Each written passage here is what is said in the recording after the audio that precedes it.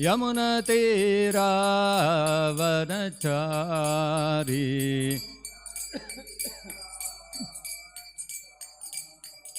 Jai Radha Madhav Kunj Vihari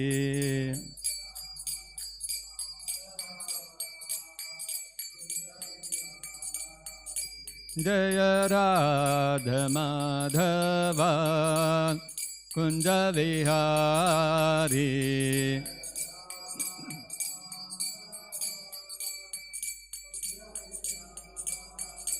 Jai Krishna Rukmini Jai Satyabhama Krishna Rukmini Jai Satyabhama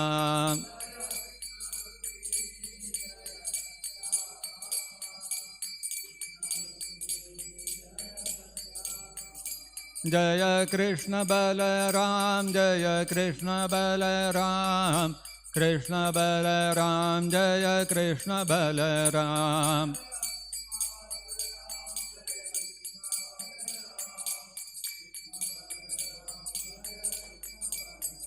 Jai Gaur Nitai Jai Gaur Nitai Gaur Nitai Jai Gaur Nitai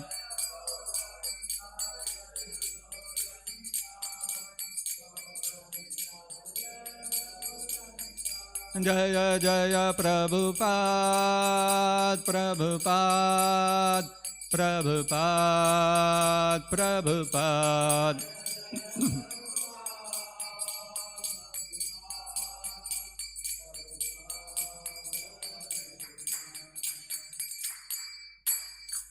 Jai Narasimha Paramahansa Parivrajakachareštottar Shri Srimad His Divine Grace A.C. Bhaktivedanta Swami Srila Prabhupada Ki Jai. Jai Narasimha Paramahansa Parivrajakachareštottar Shri Srimad His Divine Grace Srila Bhakti Siddhanta Saraswati Goswami Maharaj Ki Jai. Ananta Koti Vaishnava Vrinda Ki Jai.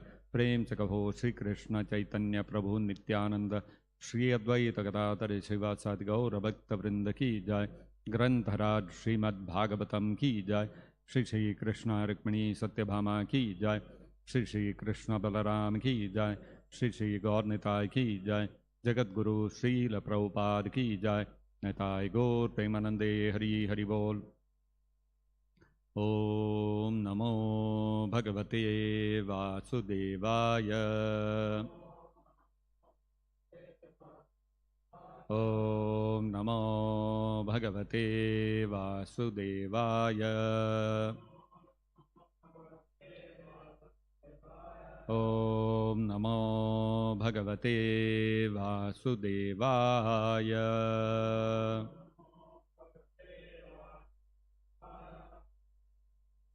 Reading from Srimad-Bhagavatam, Canto 3, Chapter 24, The Renunciation of Karda Mumuni, text number 18. Yesha manavi te garbham. Yesha manavi te garbham. Yesha manavi te garbham. Pravishtaha kaitavha ardanaha. Pravishtaha kaitavardanaha. Pravishtaha kaitavardanaha. Avidya samsaya granthem.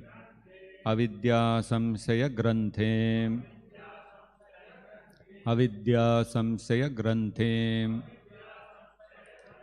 Chitva gam vicharishyati. Chitva gam vicharishyati. Chitva gam vicharishyati. Yesha manavite garbham. Pravishtaha kaitavardanaha. Avidya samsaya granthem. Chitva gam vicharishyati.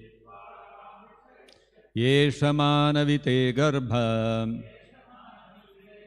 Pravishtaha kaitavardanaha.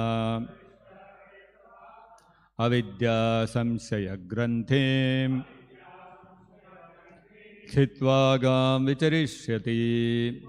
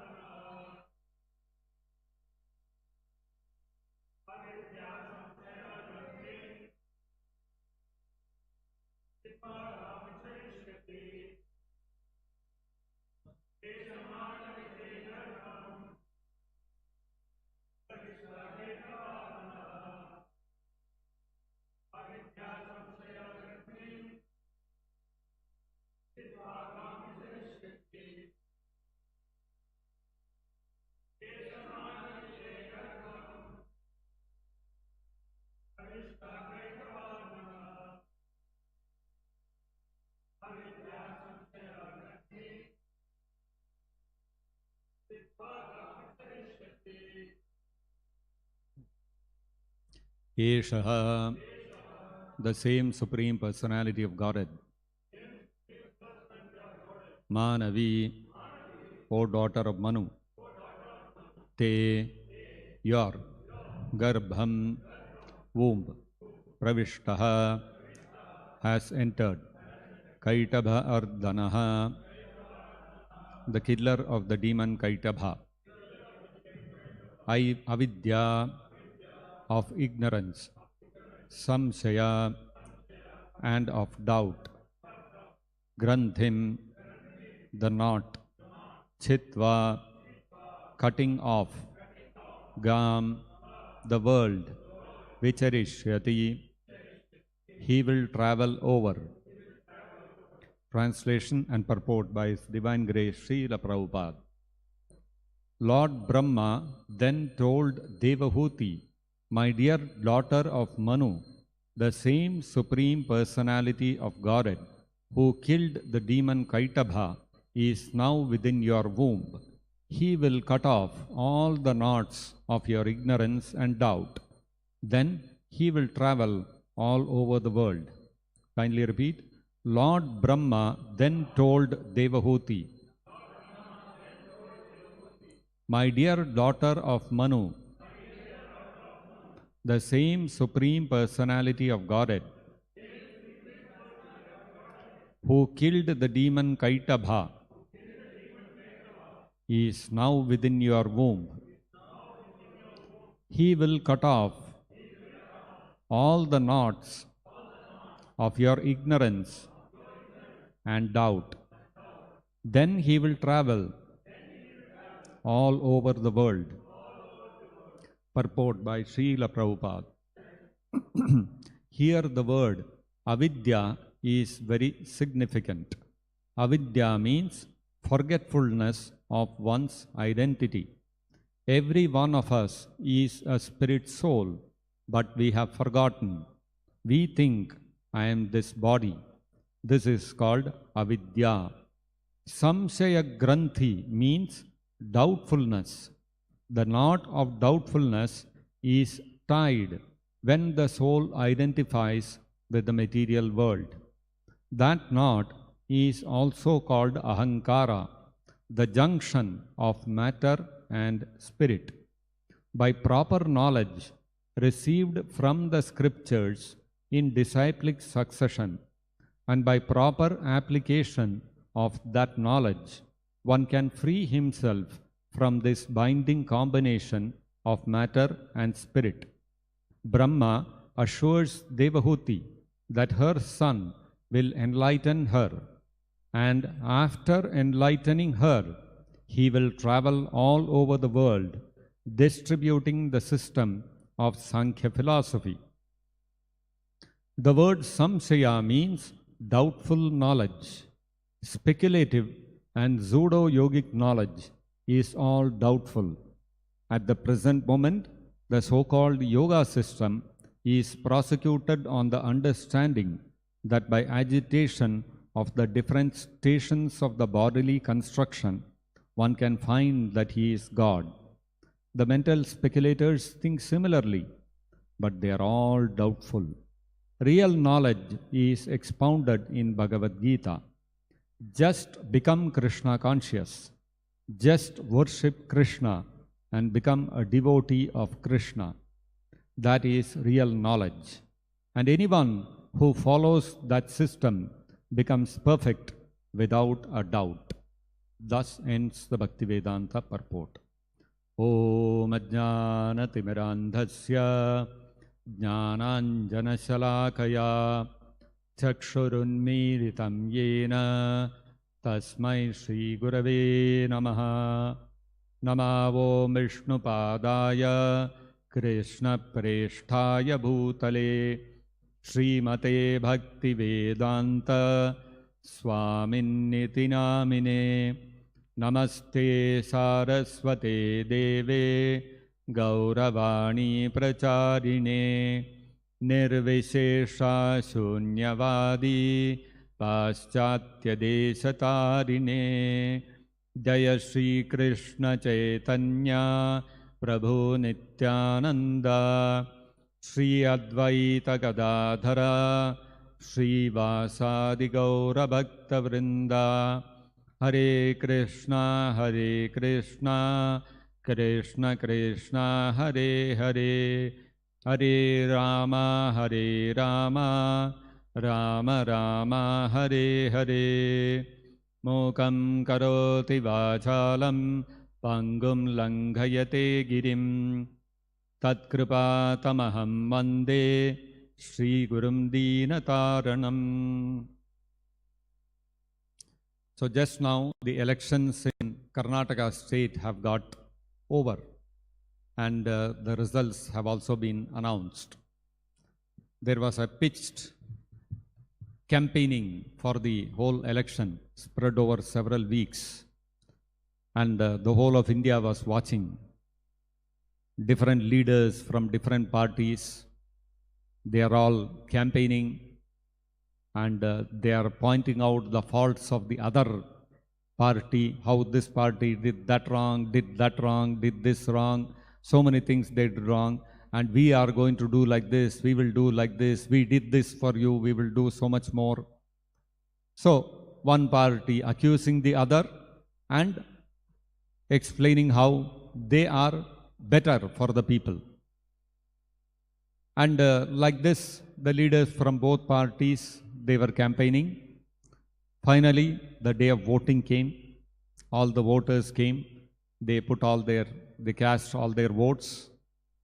And after all the votes were counted, finally it emerged that one party has got the majority and they will form the next government.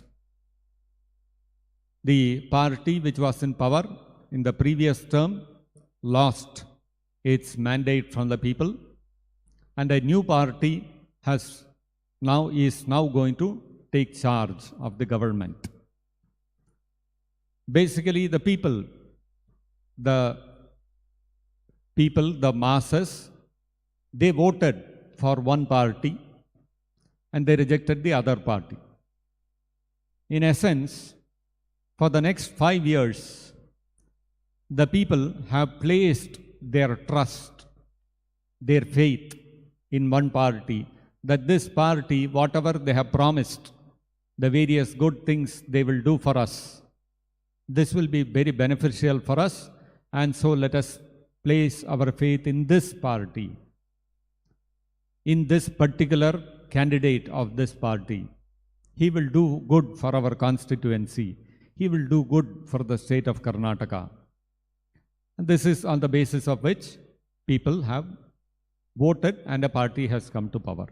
And the party which was in power earlier, they lost the faith of the people. So you see, every 5 years, there is an election in each state, and there is an election at the center also. And every 5 years, we find this, that the citizens of the country, they place their faith in one particular party and they reject all other parties. And at the end of 5 years, whether the trust of the people, the faith of the people was well placed or not, will be determined by the next election. Just like the previous government in Karnataka, they enjoyed the trust of the people for 5 years. And after that, they lost it. In fact, Chanakya Pandit says that Rajakule Vishwasam Naiva Kartavyam. One should never place one's faith in a politician or his words. But still, the people place their faith in what the politicians are saying. They go and cast their vote and elect the government to power. And after 5 years, most of the time what happens is the people lose the faith. They will say, let us give opportunity for another party. And after 5 years, they find their faith is not satisfied. So they will say, let us go back to the other party. And so they place their faith again in them. And like this, it's seesawing. It keeps going back and forth. So the people, the mass of the people, they will place faith in politicians. They will place faith in political parties. And that too for a very short time of 5 years, after which the people realize that the party has not performed and they will lose their faith in that party and give it to another party. And afterwards, they'll come back to the same old party which had lost their faith earlier. See, people are ready to place their faith in political parties which have time and again broken their faith. Again and again the people will place their faith. The people will place their faith in airlines. They will sit in the aircraft and they will very confidently think, now I have sat in this aircraft in Chennai, it will land me in Bombay. Nobody has 100% guarantee that the flight will safely land in Bombay. So many flights are there who have crashed midway. But still we place our faith in those airlines.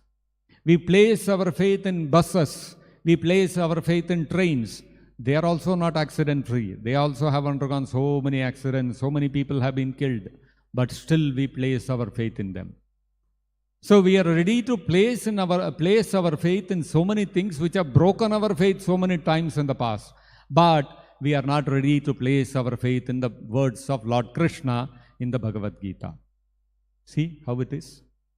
Lord Krishna, the Supreme Personality of Godhead, who has never broken the faith of his devotees and who is ready to break his own promise to keep the faith of the devotee, to keep the word of the devotee, we are not ready to place our faith on him.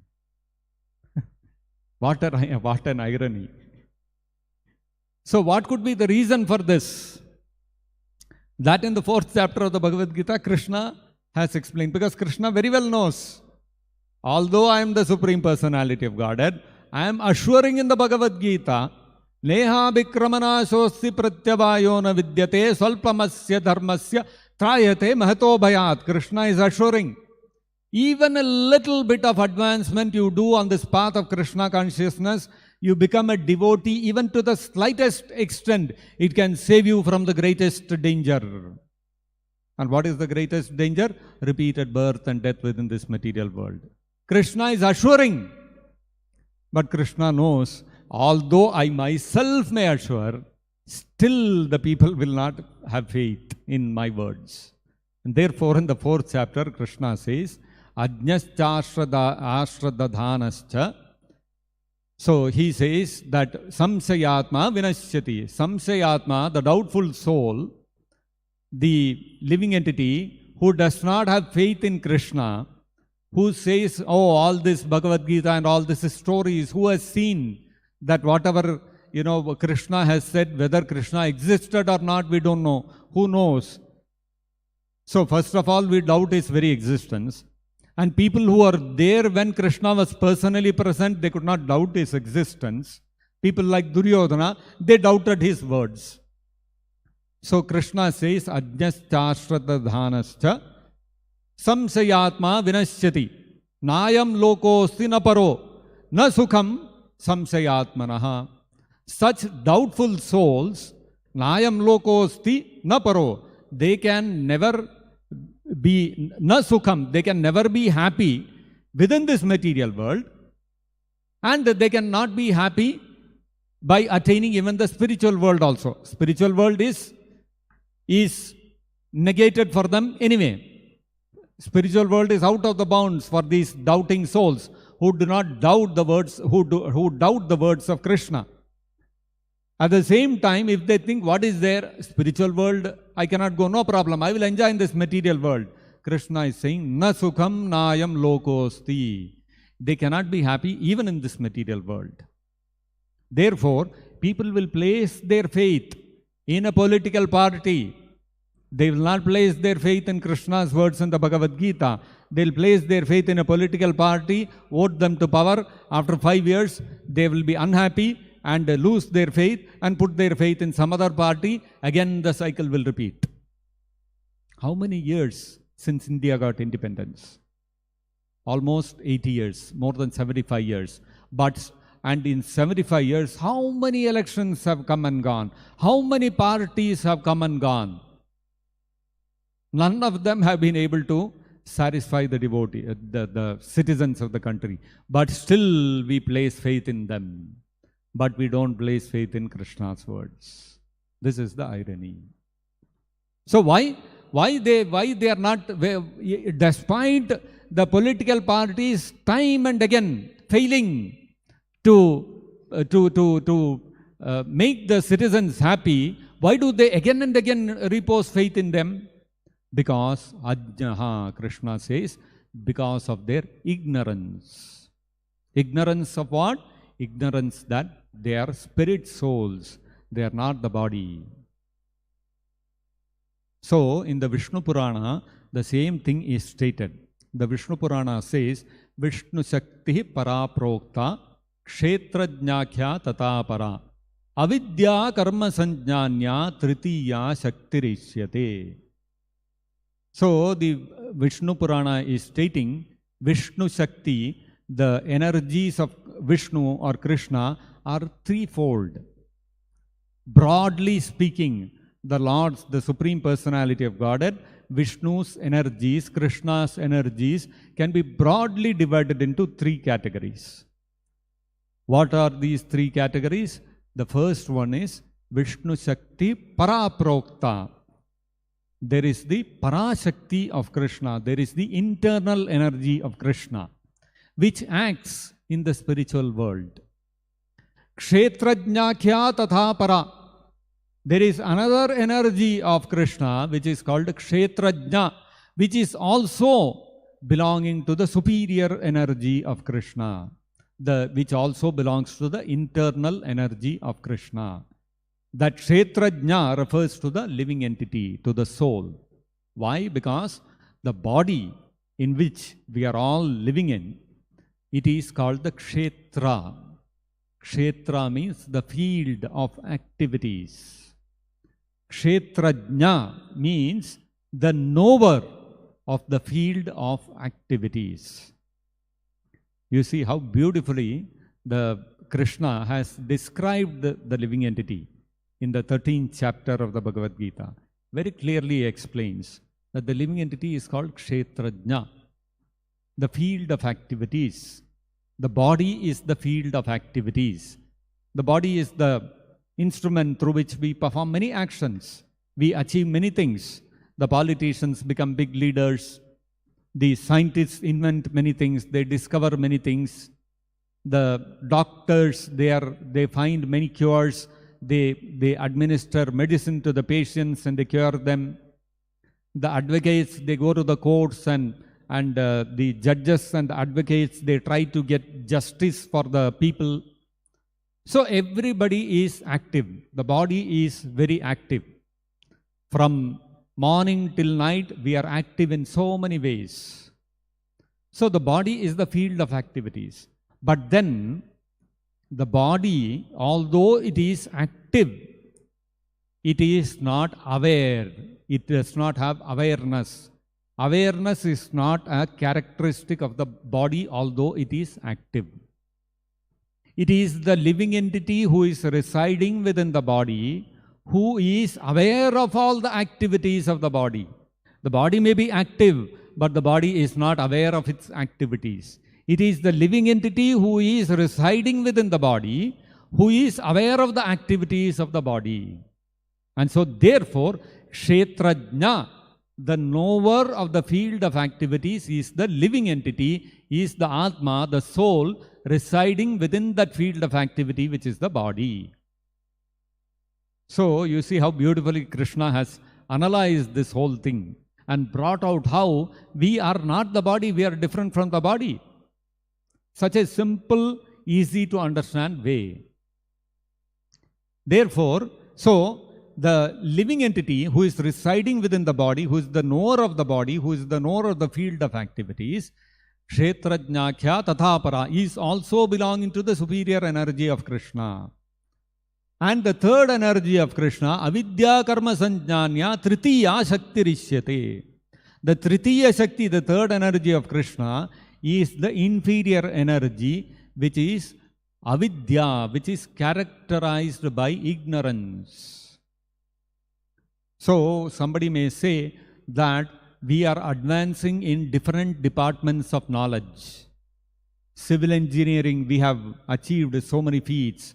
Sometimes you see some photographs, some videos about the engineering, civil engineering marvels, about how we have built the railway bridge, the tallest railway bridge across a huge valley in Kashmir. Or there is a bridge which is built across an ocean. So many big dams are built. So many civil engineering feats we are doing. Mechanical engineering feats, look at the aeroplanes. Electrical engineering feats, look at the fans which are working to keep us cool during summers. Look at the air conditioners, etc. There are so many electrical engineering discoveries which we have done. So we are advancing in different departments of knowledge so much. So where is avidya? Where is ignorance? The ignorance is ignorance of the actual constitutional position of the soul. Even though we may be advancing so much in science and technology, all of us are still in the darkness of the ignorance that I am this body. So this is avidya. And what does this Tritiya Shakti, the third inferior energy of Krishna, by covering the knowledge of the living entity that he is not this body, what does it do? Avidya Karma Sanjnanya. It propels, it inspires, it catalyzes the living entity to engage in fruitive activity. So, fruitive activity means performing different actions with a great desire to achieve a certain result out of that activity. This is called avidya karma. Avidya karma sanjnanya tritiya shaktirishyate. This very ignorance that I am this body is what drives this material world to engage in fruitive activity, to engage in activities which will bring results, which will give them material happiness.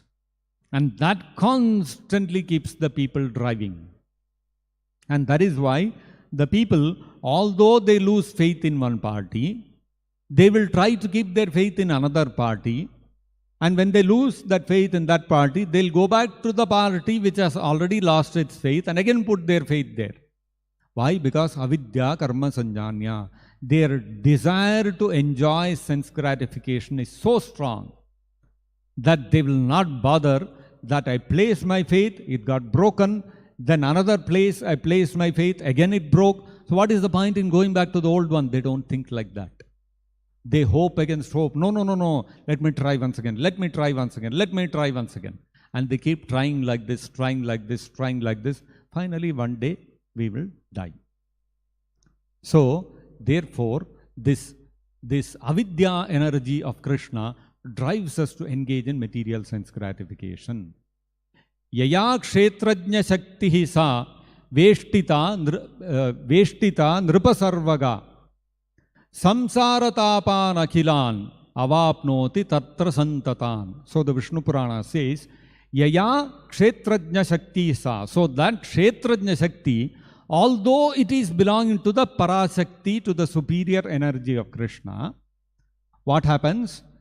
Yaya veshtita, when that kshetrajna, that living entity who belongs to the superior energy of Krishna, yaya veshtita, when that living entity becomes covered by the avidya karma sanjnanya tritiya shakti rishyate. By that inferior energy of Krishna, when that living entity, veshtita, when it becomes covered by that, and what happens?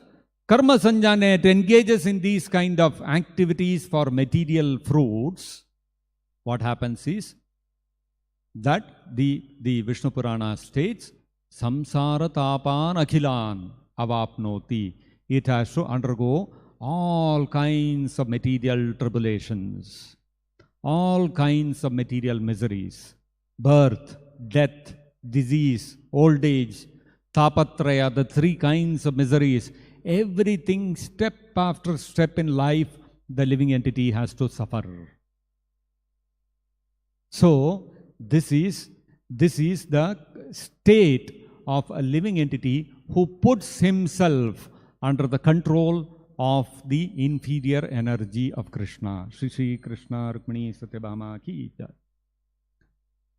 Therefore, one cannot aim to become happy by putting oneself under the control of the inferior material energy of Krishna.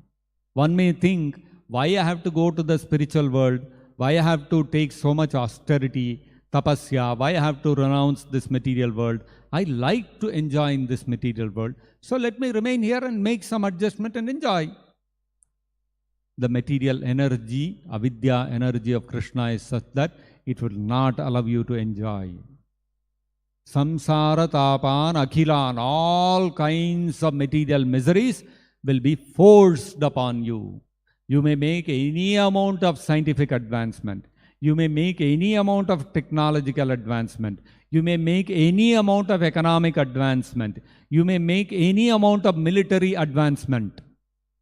You will still continue to suffer birth, death, disease, old age, the miseries arising out of natural catastrophes, the miseries arising out of distresses to the body and diseases, the miseries arising out of other people becoming envious and inflicting pain upon us.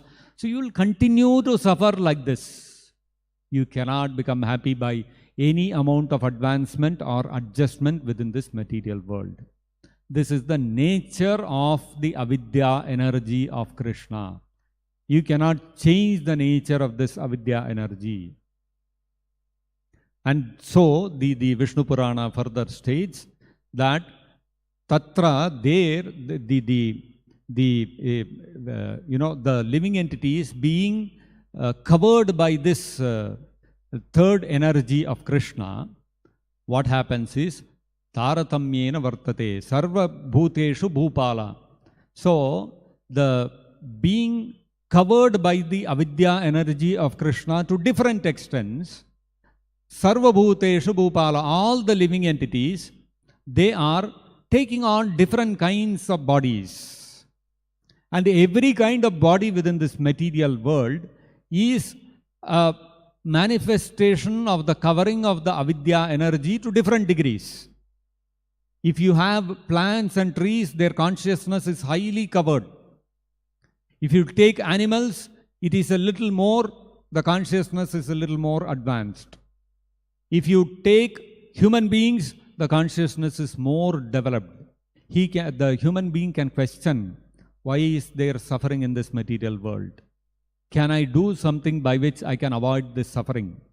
How can I improve my comfortable life? And that is why only human beings are engaged in technological, economic, scientific advancement, because all these things, advancements, so-called advancements, are simply meant to reduce the distresses in life and to improve the comforts in life.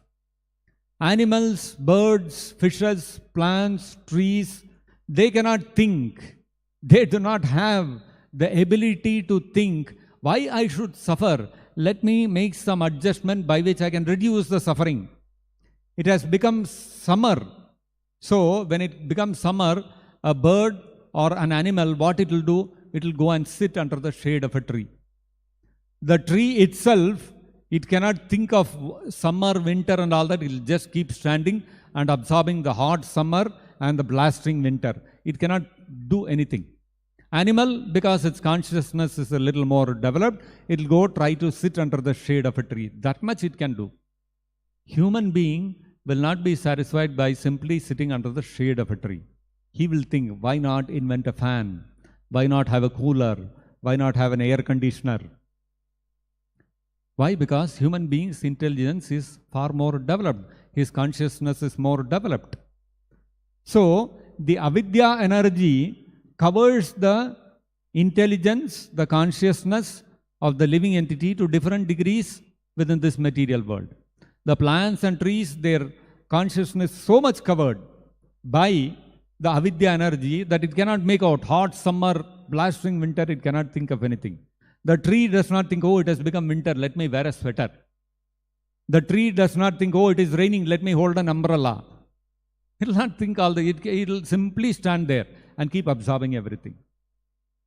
So, an animal, because the avidya energy is little lesser covering, it can think of at least, let me go and stand in a shade. If it is raining, let me go and stand under some shelter. It will think a little. But it cannot do beyond that. Human being, because his consciousness is more uncovered by the avidya energy, he can think how to become free from these miseries in life. But still, even the human being cannot think beyond this. He can think of making an air conditioner, he can think of making an air cooler, he can think of making a fan, but he cannot think, why is this distress there in the first place? Can I permanently become free from this distress? That he cannot think. And therefore, to make the human being also to be able to think like this, we need the grace of a spiritual master. Om ajnana timirandhasya jnananjana shalakaya chakshurunmilitam yena tasmai shri gurave namaha. Guru or a spiritual master is a person who opens our eyes, which are covered by the dense darkness of ignorance that I am this body.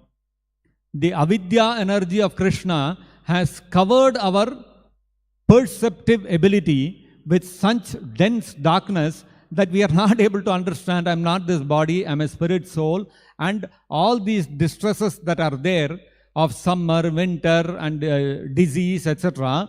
All these are pertaining to the body, not to me. And so how do I achieve a condition where I become free from the entanglement of this body, so that once I am free from the entanglement of this body, I am no more affected by those miseries which affect the body. So to be able to think like this, the ajnana timirandasya jnananjana shalakaya chakshurunmilitamena tasmai shri gurave namaha. The Guru, the spiritual master, has to open our eyes. He has to reveal our vision, our spiritual vision, with that lamp of transcendental knowledge. Such a person is called a Guru. Somebody is teaching us how to improve our economical situation. Somebody is teaching us how to improve technology, how to improve our comforts.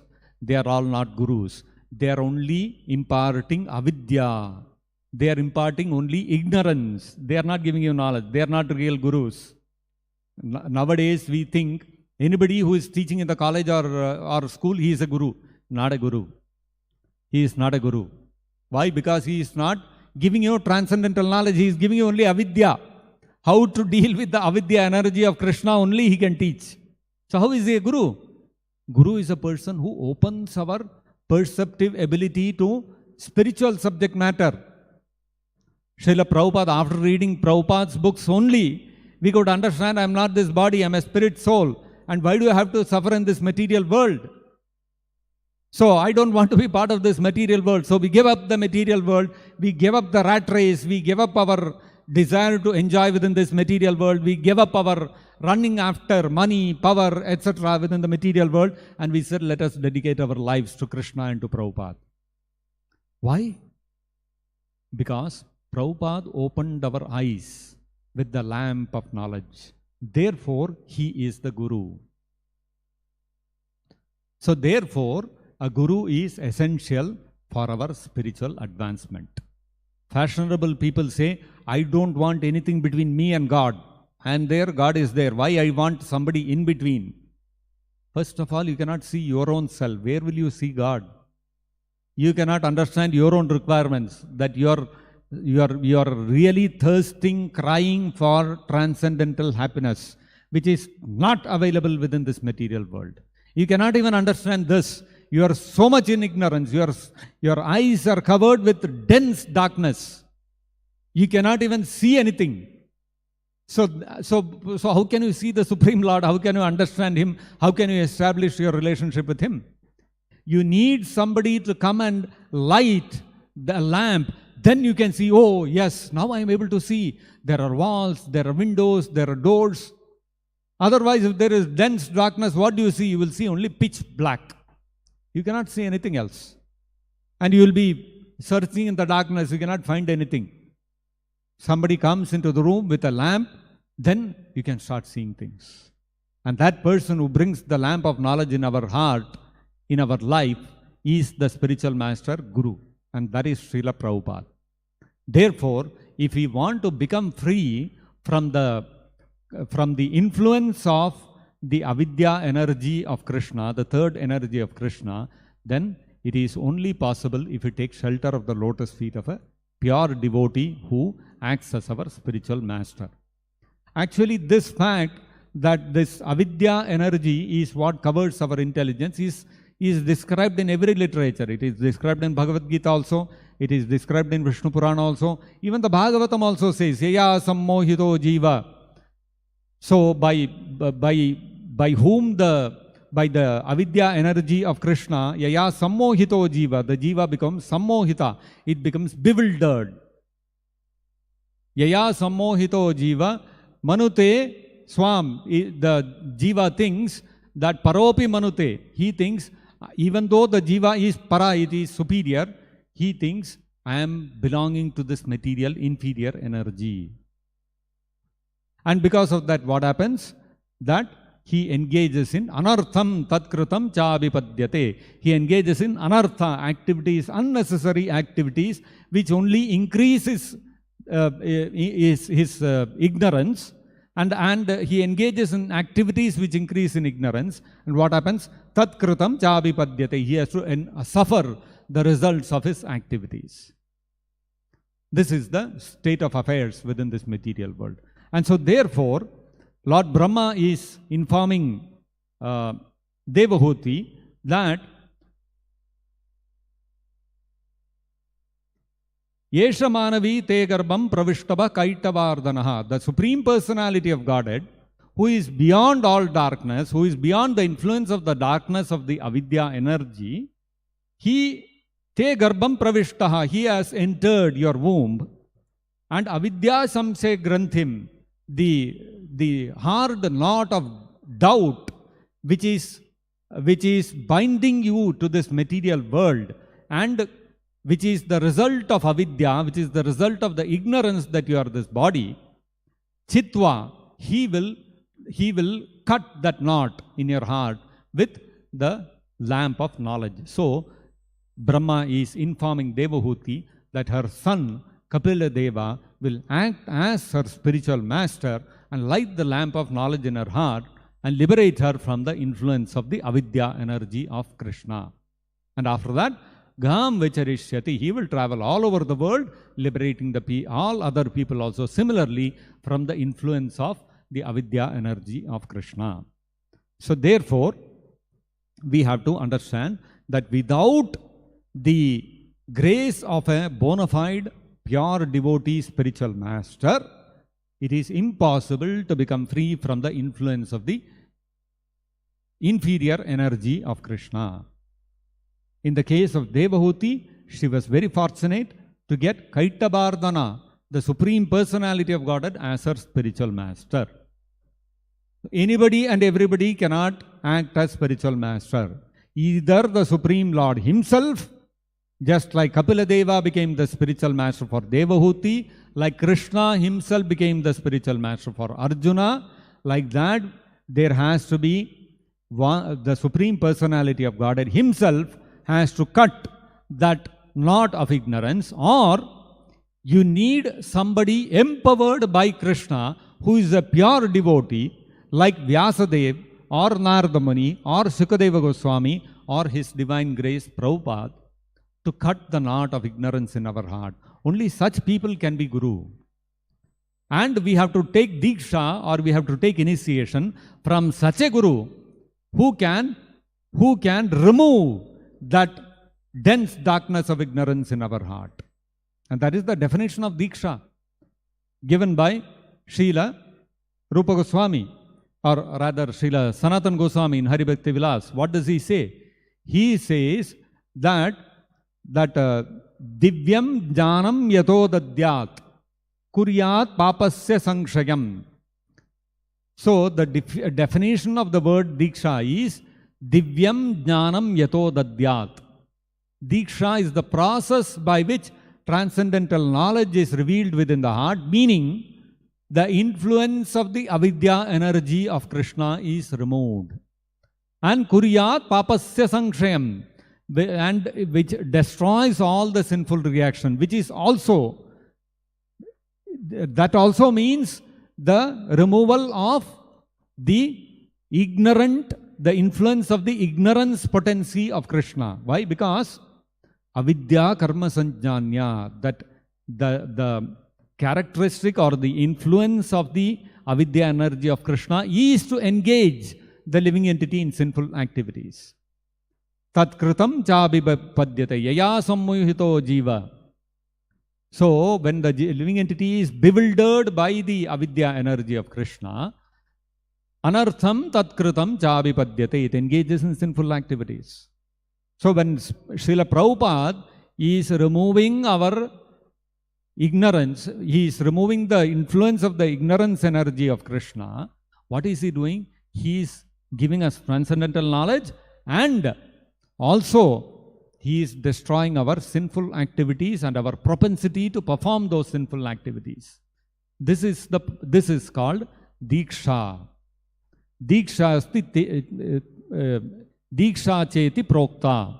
So the definition of the word Diksha is that the person who, by the process by which the influence of the external energy of Krishna is removed upon the living entity. So who can do that? Who can remove the influence of the external energy of Krishna? That is the Diksha Guru, which is Srila Prabhupada. Now ordinary people cannot do that. So sometimes people say, why pure devotee has to become Diksha Guru? Why not Kanishta Adhikari also become Guru? Can Kanishta Adhikari remove the influence of Maya Shakti? Kanishta Adhikari himself is under the influence of Maya Shakti. Where he will remove your influence? That is why Srila Prabhupada said, if your hands are tied, how can you untie another's hand? If you yourself are covered by the avidya Shakti of Krishna, how can you remove the avidya Shakti of your disciple? Therefore, Diksha Guru has to be a person who is a transcendental personality, who is empowered by Krishna, who is part of the Guru Shishya Parampara, who himself is beyond the influence of the avidya Shakti of Krishna. Only such a person can be a Diksha Guru, or the Guru who will remove the dense darkness of ignorance in our heart and light the lamp of knowledge in our heart, which liberates us from the influence of the avidya Shakti. So it has to be either the Supreme Personality of Godhead himself, or it has to be somebody like Prabhupada, who is a pure devotee, who is empowered to do that on behalf of Krishna. In the case of Devahuti, it is Kapila Dev. You will see everywhere, all through the Bhagavatam, Bhagavad-gita, everywhere you see, it is either the Supreme Personality of Godhead himself who acts as the Diksha Guru, or it is a pure devotee who acts as a Diksha Guru. Whether it is Sukadeva Goswami, Narada Muni, whether it is Vyasadev, all of them are pure devotees, such great personalities. And you take even Chaitanya Charitamrita, all the examples of Diksha Gurus there, the Shad Goswamis, Advaita Acharya, Nityananda Prabhu, it is either the Supreme Personality of Godhead himself, or it is an Uttamadhikari Vaishnava. You don't get examples of Diksha Gurus in any literature who is from a Kanishta Adhikari platform. You will never find such examples. These examples don't exist. Therefore, we have to be very, very clear that it is only Srila Prabhupada who acting as the Diksha Guru can liberate us from the influence of the Avidya Shakti and who can take us back to Godhead, which is the real process of Diksha. So, I'll stop here. If there are any questions or comments, we can discuss. Yes, please. We say quoted from Haribhakta Vilas also of Sanatan Goswamis that who gets Diksha and spiritual master. So we see even similar statements in Srimad-Bhagavatam and so many other places. So then what is the necessity that a person should officially get Diksha? A ceremony, one who should attend the ceremony and get Diksha. If he has already gotten the Diksha from the spiritual master, following the instruction of the spiritual master, what is the necessity for a person to get a Diksha from the official ceremony? Yes. In my heart, I accept Prabhupada as my Guru. That's enough. Why do I have to participate No. Even some might be following, and he might be, as per what Sanatan Goswami Prabhu says, that his ignorance might be removed by grace of spiritual master. Everything might happen in this heart. Everything, all the process, what they are describing might happen to a person. Then why, if such a person is already getting, what is the requirement for him to go and take an initiation officially? That's what. So if I understand correctly, if I'm reading Prabhupada's books, for example, I read Prabhupada's books and I understand that I'm not the body, I'm spirit soul. Why should I go and participate in a ceremony and take a Diksha ceremony and then take an official name and all those kind of things? That's what you're saying?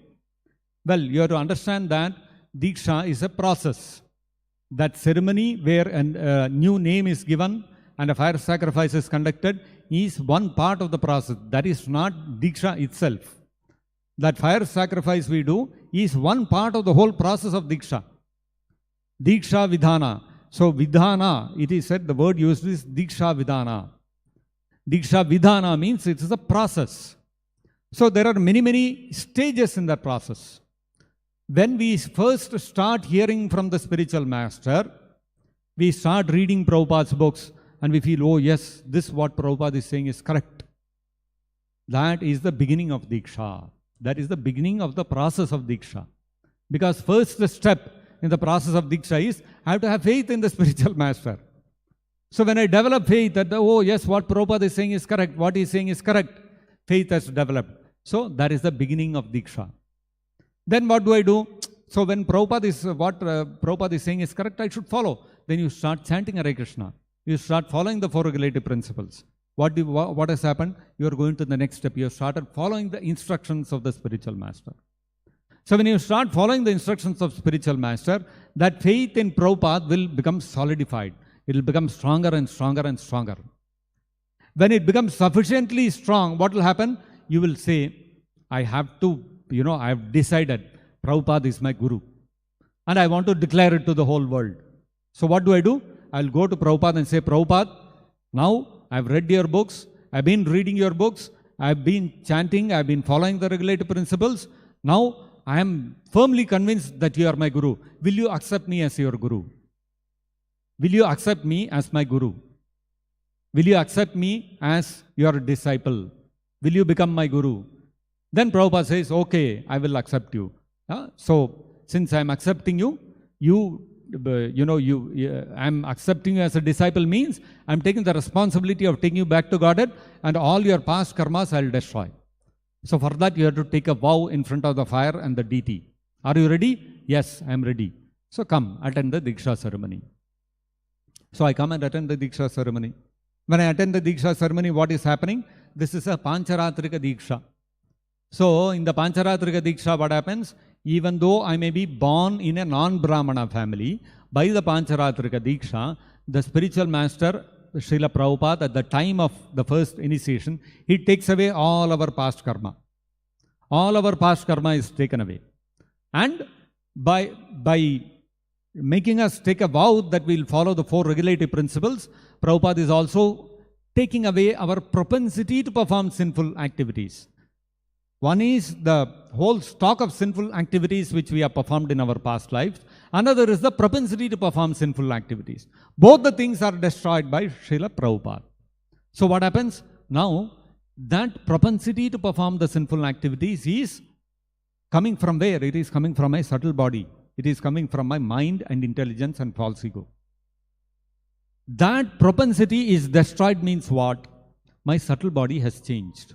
My subtle body has gone beyond the influence of Rajoguna, Tamoguna. It has now come into Sattva-guna, because only in Sattva-guna you don't have the propensity to perform sinful activities. Under the influence of Tamoguna and Rajoguna, we perform so many sinful activities. So what happens? Your subtle body, although by birth you might have been born in a Shudra family or a Chandala family, means as a result of my past sinful activities, my prarabdha karma, I got a subtle body which has a propensity to perform sinful activities. This is the meaning of taking birth in a lower family. Now what happens? By the process of Pancharatrika Diksha, that subtle body has got transformed. Now you have got the subtle body of a Brahmana. So what happens is, then after 1 year, Prabhupada observes us. Prabhupada observes us that whether we are able to stick to that platform of Sattva-guna as a Brahmana. 1 year, when we stick to that platform of Sattva-guna and we stick to the being a Brahmana, then what happens? Second Diksha, Brahmana Diksha is given. So now, spiritual master, Prabhupada has certified, you are no more your previous birth. All your previous birth, you have been born in a Chandala family, you have been born in a Mlecha family, you are born a Christian, Muslim, whatever you are. All that is gone. Now you got a new identity. You are a Brahmana. This is the second Diksha that happens. Then further what happens is, we go on serving Prabhupada as in that Brahmana body. In that Brahmana body, additional advantages, I get the right, I get the authority. I am authorized to worship Vishnu directly. That is why once a devotee gets a second initiation, he is given a chance to engage in deity worship. It may be cooking, it may be doing arati, it may be offering bhoga, whatever. So that means we have got the adhikara, the right to now serve Vishnu directly. This is second initiation. So we go on serving Vishnu in that Brahmana body. What happens is gradually we become purified more and more and more. We will come to a point where we will become totally out of our bodily concept and will surrender to Krishna totally. That is when we come to the platform of being a Vaishnava. Vaishnava means he is higher than Brahmana. So when we come to that stage, then we are on the liberated platform. At that stage, Diksha Kale, Chaitanya Mahaprabhu himself says in the Chaitanya Charitamrita, at that time what happens? Krishna accepts that devotee as good as himself. Diksha Kale, at the time of Diksha, by the process of Diksha, Krishna accepts the devotee as good as himself. That does not mean the moment I take first initiation, second initiation, now Krishna takes me as good as myself. No. I have to go beyond the platform of Brahmana, become a Vaishnava, totally surrendered to Krishna, totally out of the bodily concept of life, gone beyond even that of a Brahmana. Then, yes, Krishna accepts him as good as himself. We have become a Vaishnava. Then we become eligible to get Bhava Bhakti, Prema Bhakti and go back to Godhead. So this is the whole process of Diksha. Now, when you look at this whole process of Diksha, what Prabhupada has done is that acceptance, that formal surrender of the devotee to Srila Prabhupada and accepting him as one spiritual master, Prabhupada has made a particular method how to do that. It's a very simple method. You come to the temple, you be in touch with the devotees and you render service and you follow the regulative principles. Temple president observes, yes, this boy regularly is coming, he is chanting, he is following all the regulative principles. He recommends, yes, this person I have observed, he is fit to take Diksha. Prabhupada accepts, yes, I will accept him. So this is the whole process. And then Prabhupada continues to inspire one and take one back to Godhead. So this is the whole process, how things work. So that Diksha initiation ceremony that is there, it is significant because it is a significant milestone in the life of a devotee, because it is at that time when he decides, yes, I want to surrender fully to my spiritual master and I accept him as good as God, Sakshad Haritvena, and I will follow his instructions life after life, Janme Janme Prabhu say. So then he goes and approaches Prabhupada, and that whole Diksha ceremony is simply that. The approach of the disciple to Srila Prabhupada, that will you accept me as your disciple? And Prabhupada saying, yes, I will accept you as my disciple, in a ceremony declaring to the whole world, yes, he is now disciple of Srila Prabhupada. And when we do that, at the time of that first initiation, Prabhupada takes away all our past karma. This is how it acts. Of course, in some particular circumstances, some very, special kind of circumstances where there is no opportunity for the devotee to come and participate in a physical Diksha ceremony, doesn't mean that the devotee is forever condemned.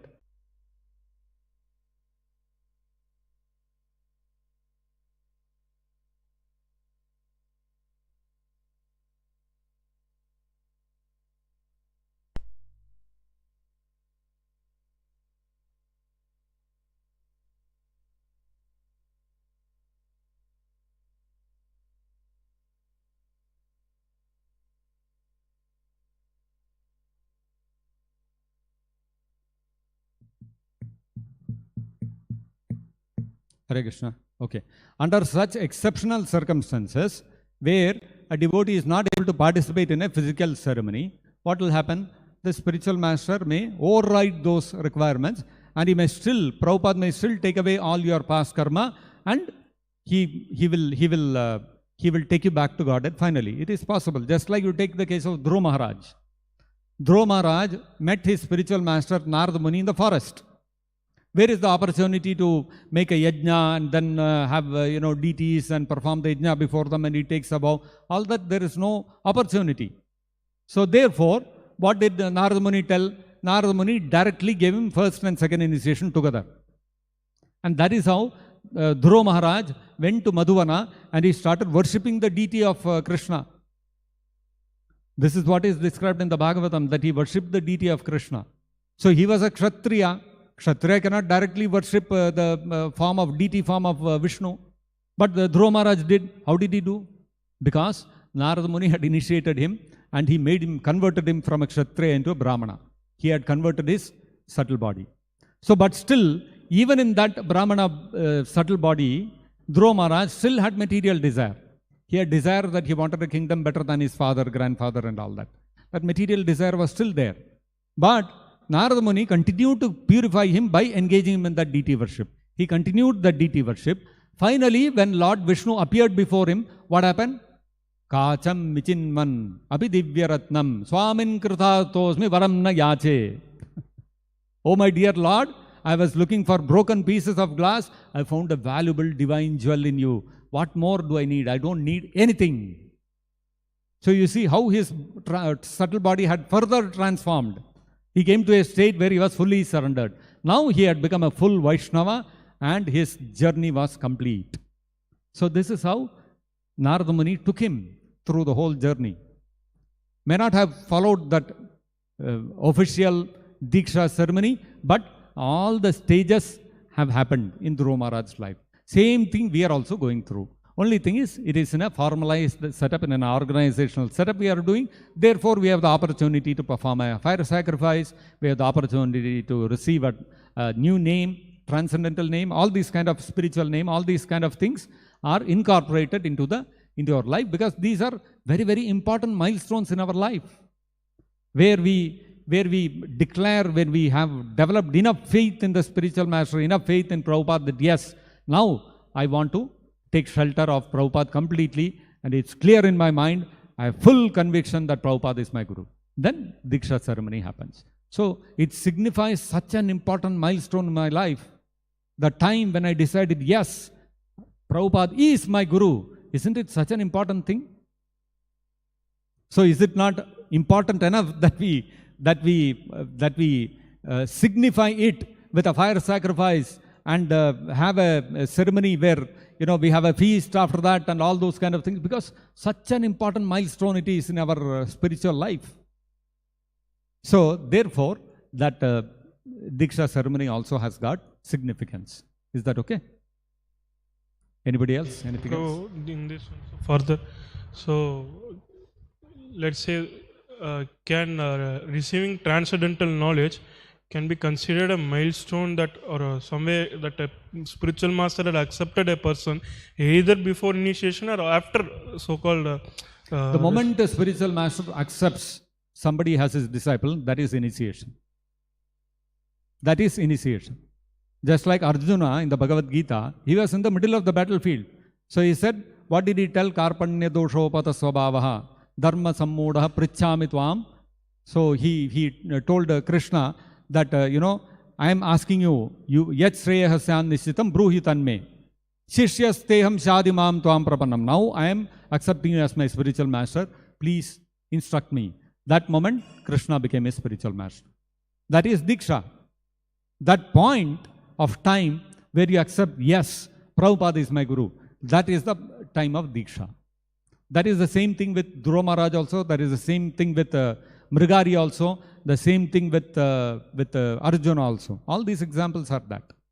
In the case of ISKCON in an institution, Prabhupada has given greater emphasis on that point of time when we surrender to Prabhupada because it is so significant. So Prabhupada says, because we are an organization, all this, we are not in the middle of the battlefield like Arjuna. We are not in the middle of the forest like Dhruva Maharaj. We are not in the middle of the forest like Mrigari. So there is opportunity to do all this, and it is something which the disciple can cherish for his life. Yes, this is the point of time in my life when I took this decision.